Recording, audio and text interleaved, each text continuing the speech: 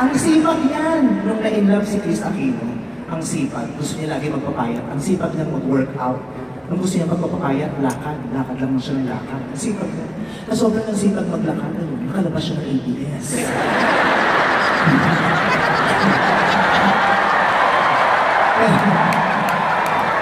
Pero dahil masipag din naman siya, umaasa ko makakabalik din siya. Birthday nga yun. Happy birthday, asawa. Pero ito talaga ang pinakamasipag na kilala ko. Si Ma'am Charo.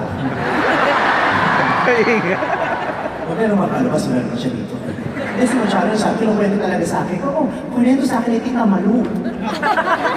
Si Tita Malu talaga nagkwento sa akin. Si Ma'am Charo daw, nung na-inlove, sobrang sipag. Na sobrang sipag ni Ma'am Charo, pumunta siya ng post office, lahat ng sulat, binasa niya. Kahit daw hindi para sa kanya, sinagot niya. Oo, ang sipag ni Ma'am Charo, sa sobrang sipag niya, pati magpakailaman na panood niya.